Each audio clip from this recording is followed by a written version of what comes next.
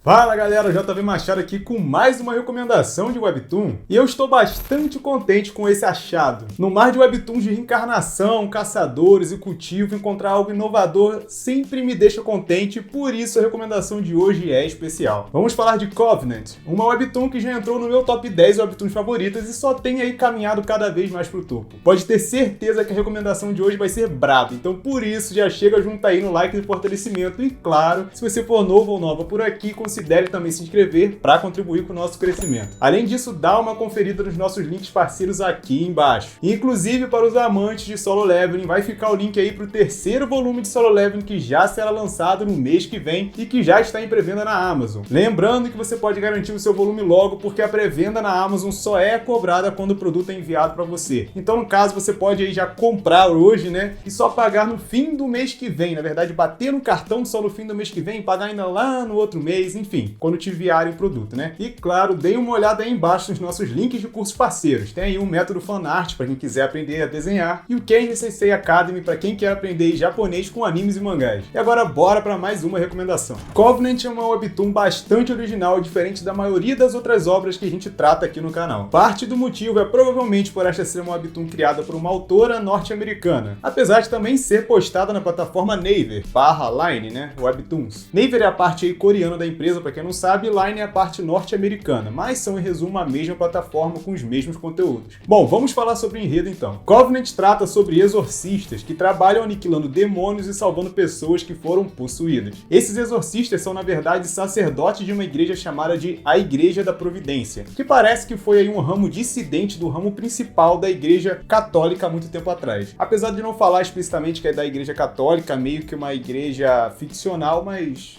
meio óbvio, né? Em resumo, é mais ou menos como funciona a Opus Dei, que talvez você já tenha ouvido falar, que é uma prelazia pessoal da Igreja Católica que está ligado a ela, mas que possui sua própria estrutura hierárquica interna e uns métodos meio diferentes, né? Mas essa Igreja da Providência é bastante diferenciada, a começar por seus métodos subversivos. Os sacerdotes dessa igreja são focados em batalhar contra demônios e por isso eles tiveram que se especializar em batalhas e também passaram a utilizar de métodos vistos como subversivos que os ajudassem a lutar contra essas criaturas tinhosas. Uma coisa muito característica deles é que eles possuem várias tatuagens, mas obviamente não são tatuagens comuns, né? Só dá padre tatuado bravo, muito maneiro. Eles conseguem ativar essas tatuagens e extrair armas sagradas de dentro dela, pois é. E com essas armas eles conseguem ferir os demônios. E aí a coisa vai ficando cada vez mais interessante. Você deve até estar se perguntando, beleza, mas de onde cacetas eles tiram essas tatuagens, cara? Como que eles fizeram isso? Bom, é aí que a gente vai se aprofundar um pouco mais no lore dessa obra, né? De alguma forma, os sacerdotes da Igreja da Providência aprenderam aí como se comunicar com os anjos, e os arcanjos, os mais poderosos entre as castas angelicais, são considerados os patronos dessa igreja. Os sacerdotes então dedicam a sua existência a esses arcanjos e com isso eles passaram aí a conseguir fazer pactos com eles. Pois é, não tem pacto só com coisa ruim não, minha gente, tem pacto do bem também. E esses pactos são firmados através de uma cerimônia ritualística, onde o sacerdote pede diretamente pela bênção de um arcanjo numa sala onde ficam estátuas gigantes representando cada arcanjo existente. E nesse cerimonial do pacto, os sacerdotes recebem a bênção dos arcanjos ali misturados em tintas e fazem as tatuagens em seus corpos, né? Por isso, cada sacerdote pode ter uma bênção vinda de um patrono diferente. Então isso cria aí um mix interessante de personagens. E um sacerdote comum vai conseguir o favorecimento de apenas um arcanjo, portanto terá apenas uma habilidade especial e uma arma sagrada específica. Além disso, os sacerdotes dessa igreja são conhecidos, como eu falei, pela sua prática do exorcismo, né? O que significa que eles não chegam em um demônio e simplesmente saem aniquilando, passando o rodo nele. Primeiro porque quando o demônio se manifesta na Terra, ele faz isso através de um pacto e deixa a marca em um humano. É nessa hora que eu fico pensando que os meus vizinhos são crentes, né? Aí eu tô aqui do lado aí gritando demônio, quando o demônio vem pra Terra, os cacetes, cara, deve achar o quê, cara? Esse moleque maluco aí que fica fazendo vídeo pro YouTube é satanista. Com essa marca ativa, se o demônio for morto, o humano vai pro saco junto com ele. E é por isso que esses sacerdotes aí fazem de tudo para não matarem os demônios diretamente no combate. Eles prejudicam o tinhoso ao máximo para depois fazer o ritual do exorcismo. É tipo você querendo capturar um Pokémon, sabe qual é, né? Você não quer matar o bicho, mas nada te impede de espancar ele primeiro e enfiar numa Pokébola depois. Dito isso, acho que você já tem aí um panorama geral do que se trata a obra, e agora vamos falar um pouco sobre a trama. A história se passa pela perspectiva do nosso protagonista, o Ezra. É complicado, mas pra quem joga o LoLzinho já tá acostumado com esses nomes aí, né? Quase isso. O Ezra parece ser um cara excepcional em batalha, mas que acaba sendo afobado demais e de vez em quando ele faz uma merda ou outra. Ele é tipo aquele seu amigo típico, né? Um amigo que é gente boa, mas vacila. Por exemplo, de vez em quando ele tá no meio de um exorcismo e esquece as palavras específicas que ele precisa falar pra fazer o ritual funcionar. Daí o capiroto se liberta e quase mata um. E esse tipo de coisa, né? Mas o que importa é que ele é um cara muito gente boa e bem intencionado. E logo a gente descobre que ele tem algo diferente dos outros sacerdotes. Na Igreja da Providência, o Ezra é tido como um prodígio com muito potencial. E logo a gente vê que ele consegue até uma segunda bênção de segundo arcanjo. E mesmo sendo tão jovem, ele já quase consegue bater de frente contra o sacerdote Aaron, que é o cara mais brabo de todos os exorcistas e é o padre que ensinou ali todos os outros que a gente vai acompanhando ao longo da série, né? Mas o Ezra ainda não consegue ganhar dele no X1. E a gente vê que mesmo tendo muito potencial, como eu falei, de vez em quando ele dá uma bola fora. Então ele é moleque ainda e tem muito a aprender. Uma das principais questões sobre ele é que logo a gente descobre que o primeiro patrono, o arcanjo que o Ezra teve, foi o arcanjo Gabriel. E não apenas isso, o Ezra nem teve que cultuar o Gabriel primeiro e mendigar pela sua bênção. O próprio Gabriel apareceu para o Ezra quando ele ainda era uma criança. E os dois tiveram um breve diálogo e aí o Gabriel viu algo de especial naquela criança e o concedeu a sua bênção. Desde então a cor dos olhos do Ezra mudaram, eram olhos castanhos e agora eles brilham aí com um dourado intenso. Além disso, Gabriel não concedeu sua bênção para nenhum outro exorcista ativo que a gente conheça, então esse fato aí foi algo muito especial. Mas apesar disso, nós não sabemos o que exatamente isso quis dizer e nem quão especial é a tal bênção de Gabriel, porque o Ezra não consegue utilizá-la. Então ele tem o potencial para um dia conseguir usar a tal bênção, mas ele não consegue usar quando ele quer, né? Na verdade, ele conseguiu utilizar apenas uma vez, mas foi em algum momento de desespero que a gente nem sabe como foi. Então fica outro mistério no ar aí, porque a gente só ouviu falar. E bom, a outra bênção que o Ezra conseguiu de outro arcanjo o permite conjurar aí um escudo de proteção. Então ele tem isso aí por enquanto para usar. Além, é claro, da sua arma principal, né? Da tatuagem dele, ele tira um chicote de corrente que é basicamente o Morningstar do Castlevania. E parece que Covenant tem algumas influências aí de Castlevania. O Ezra certamente é do clã Belmont. E uma última coisa a se saber sobre o Ezra é que talvez a coisa mais curiosa sobre ele. Ele é um sacerdote, um servo da igreja, um exorcista que não crê em Deus. Essa é a parte da convicção e da fé dele que falham. Ele diz que acredita em demônios porque ele já os viu e crê em anjos porque ele também já os viu, né? Então isso não é realmente acreditar. Para ele são fatos, são seres presentes que se mostram. Só que mesmo com esses seres aí, ele não consegue ter a crença em Deus. Talvez por isso ele falhe nos exorcismos dele de vez em quando e a gente vê todos sendo aí realizados por sua parceira, a Samson, que inclusive é a melhor personagem dessa obra. Sim ou fuck yeah? Mas parece que essa questão aí da fé do Ezra tem algo a ver com seu passado que ainda não foi completamente revelado pra gente. Outra questão da trama que rola em Covenant é uma boa e velha treta, porque nunca pode faltar, né? Como em tudo na vida, em Covenant também rola politicagem. A gente precisa lembrar que esses sacerdotes exorcistas são de um ramo muito específico e minoritário da igreja. Então, obviamente, existe um ramo principal e muito maior, que é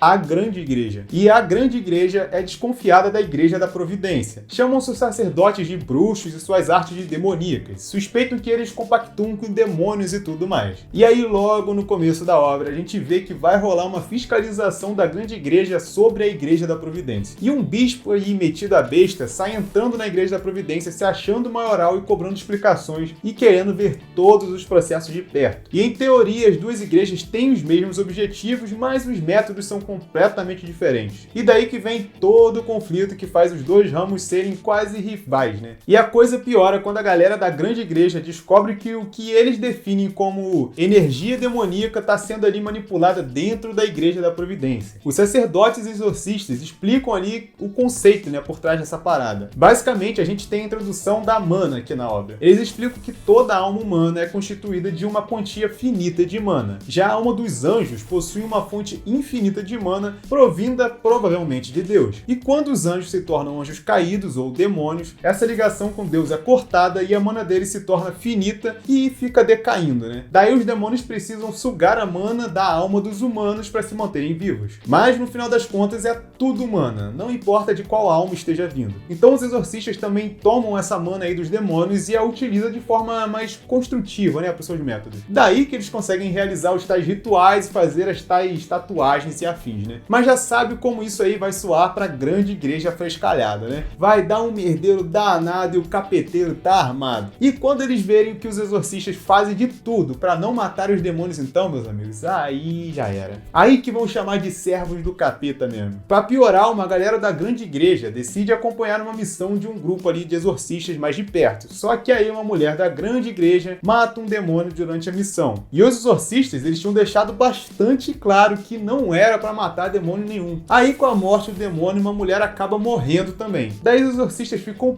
putos e expulsam os tais fiscais, né, que fizeram a merda e mataram um ser humano. E aí os fiscais que ficaram putos já também, chegaram lá na igreja, né, na grande igreja, reportando que os tais exorcistas são estranhos e fazem de tudo para proteger os demônios e ainda ficam putos se alguém matar um capiroto. Então já viu, né, treta aqui não vai faltar e mistérios também não. Inclusive o arcanjo Gabriel, como é o anjo da anunciação e também o patrono aí do Ezra, fica aparecendo pro Ezra nos sonhos dele e mandando umas profecias meio loucas de vez em quando, só para deixar a gente se roendo por mais um mistério a ser resolvido. Minha gente, as considerações finais são: leiam.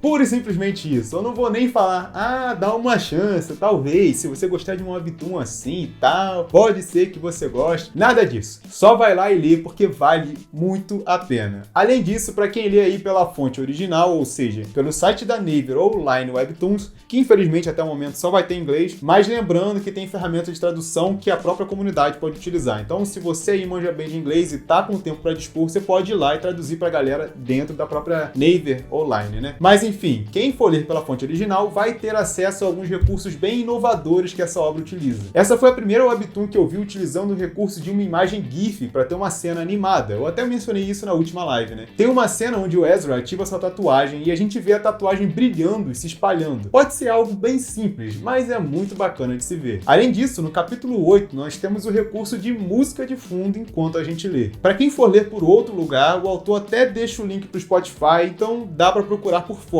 Mas enfim, são coisas que levam a imersão para o próximo nível e nos faz pensar no potencial que os webtoons podem atingir, né? E no que mais poderia ser feito. Bom, de resto vocês já devem ter visto aí pelas imagens, né? A arte é muito boa, a ação não vai faltar, a trama é interessante e o lore, né, é bastante original. A caracterização dos personagens também é excelente. A Samson, né, a parceira do Ezra, é uma personagem B10 sensacional. E é muito maneiro ver aí um monte de padre tatuado, cara, de sobretudo dando porrada em demônio. É muito maneiro, né? E a Samson é a que mais impõe moral entre os exorcistas, né? Porque, cara, as tatuagens e as armas dela são as mais maneiras. Com ela não tem essa de faquinha, espadinha, não. A mulher saca uma K-47 abençoada e mete bala na cara de capiroto. É maravilhoso. E a caracterização dos arcanjos e demônios também é bastante interessante. Os arcanjos são inteiramente pretos e os demônios são brancos, o que rompe com a caracterização habitual que a gente tem, né? E eu poderia ficar falando de pontos positivos aqui até amanhã, mas o vídeo já tá bastante grande, né? O único ponto negativo aqui é que essa obra só tem 20 e tantos capítulos até então. Além disso, a Scan BR tá aí atrasada em uns 4 capítulos mais ou menos. Então, bom, coloquem aí uma pressão nos caras aí pra rolar um combo e avisem que o Nerdpack tá querendo fazer um review semanal da obra. Eita, dei spoiler. Bom, foi isso por hoje, galera. Se você curtiu esse vídeo, deixa o like aí, a inscrição e o sininho pra receber mais vídeos de recomendações e de reviews dessa obra, quem sabe. E antes que você vá embora, dá uma olhada em outros nossos vídeos aqui dos lados, porque aqui tem sempre mais para você descobrir novas obras. Muito obrigado pela sua presença e até a próxima!